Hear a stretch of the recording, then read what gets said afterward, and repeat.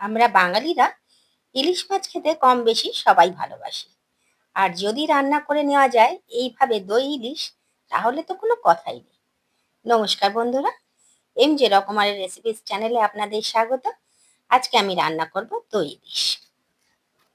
প্রথমে একটা বাটিতে কিছুটা উষ্ণ গরম জল নিয়ে নেব, আর তাতে দেব 1 বড় চামচ সাদা সর্ষে, আধা চামচ কালো সর্ষে আর 1 বড় চামচ পোস্ত। সবটা ভিজিয়ে দেব আধা ঘন্টা, বা খুব কম করেও 15 মিনিট ভিজিয়ে রাখলে খুব ভালো হয়। আধা ঘন্টা পরে একটা মিক্সার জারে সর্ষে, পোস্ত আর 4টে কাঁচা লঙ্কা দিয়ে দেবো, হাফ টিস্পুন দিয়ে দেবো নুন আর হাফ টিস্পুন চিনি দিয়ে গ্রাইন্ড করে নেব। এরপর মাছগুলো আমি ধুয়ে পরিষ্কার করে নিয়েছি, আর তার মধ্যে দিয়ে দিলাম 1 চামচ নুন আর আধা চামচ হলুদ। হলুদটা একটু কমই দেব। এরপর নুন আর হলুদ ভালো করে মাছের সঙ্গে মাখিয়ে নেব। দেখুন এইভাবে মাখিয়ে নিলাম প্রত্যেকটা মাছে নুন হলুদ।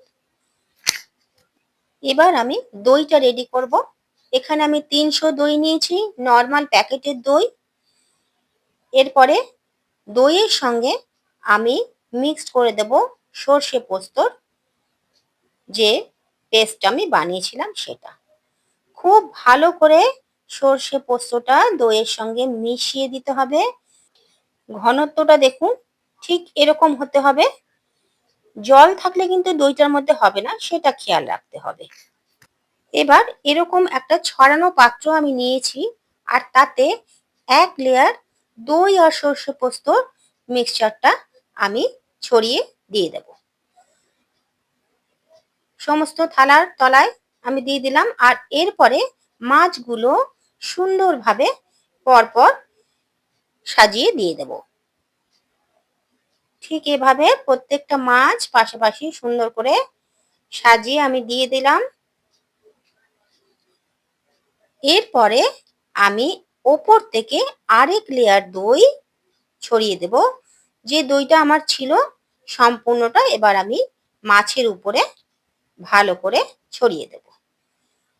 এখন আমি দিয়ে দেব 2 বড় চামচ সর্ষের তেল। এরকম একদম ভর্তি চামচ করে আমি 2 চামচ সর্ষের তেল দিয়ে দেব। খুব সুন্দর করে ছড়িয়ে দেব চারদিকটাতে। সর্ষের তেলটা যেন ছড়িয়ে পড়ে সেটা লক্ষ্য রাখতে হবে।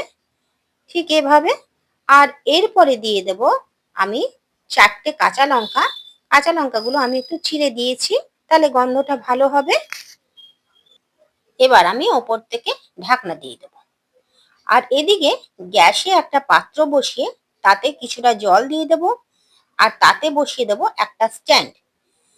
স্ট্যান্ডটা যেন জলে ডুবে যায় এরকম জল দিতে হবে। আর খেয়াল রাখতে হবে যেন মাছের পাত্রে জলটা ছলকে ঢুকে না যায়, এরকম ভাবে জলটা দিতে হবে। জলটা ফুটে গেছে। এবার আমি মাছ যেটার মধ্যে রেখেছিলাম সেই পাত্রটা বসিয়ে দিলাম, আর তাতে দিয়ে দিলাম ঢাকনা, আর ওপর থেকে লিডটা দিয়ে দিলাম। আধা ঘন্টার জন্য ঢাকা দিয়ে রেখে দেব। আধা ঘন্টা পরে খুলবো ঢাকনা। মাছ আমার রেডি। গ্যাস বন্ধ করে দেব, আর ঢাকনাটা কিন্তু খুব সাবধানে খুলতে হবে। ভীষণ গরম, ভেতর থেকে ভাপ বেরোচ্ছে, এই জন্যে হালকা করে আমি সরিয়ে এরপর সাঁড়াশি দিয়ে ঢাকনাটা তুলে নিলাম। আর দেখুন কি সুন্দর হয়েছে, একদম সুন্দর লাগছে দেখতে, দারুণ লাগছে, গন্ধ খুব সুন্দর বেরিয়েছে। এবার আমি এখান থেকে বের করে নিলাম। আস্তে আস্তে একটু নাড়িয়ে দেব, আর দইয়ের মধ্যে মাছগুলো একটু উল্টে পাল্টে দেব। এইভাবে সমস্তটা মিশিয়ে দিলাম। আর প্রত্যেকটি মাছই একটুখানি উল্টে দিলে ভালো হয়, তলাটা উপরের দিকে চলে আসবে। আর এইভাবে থালাটা নাড়িয়ে নাড়িয়ে সমস্ত দইটা একটু মিক্স করে দেব। কালারটা দেখতেই পাচ্ছেন কি সুন্দর এসছে। গরম গরম সার্ভ করবার জন্য দই ইলিশ রেডি। বাড়িতে হোক বা অনুষ্ঠান বাড়িতে হোক, এরকম একটা দই ইলিশের রেসিপি হলে আর কোনো কথাই হবে না। আমার বাড়িতে সবাই ভীষণ পছন্দ করে এই দই ইলিশের রেসিপি। গ্রেভির ঘনত্বটা লক্ষ্য করবেন কি সুন্দর এসছে, না পাতলা না ঘন। আমার রেসিপি ভালো লাগলে অবশ্যই জানাবেন। দেখা হবে আবার পরের ভিডিওতে। সবাই ভালো থাকবেন, সুস্থ থাকবেন।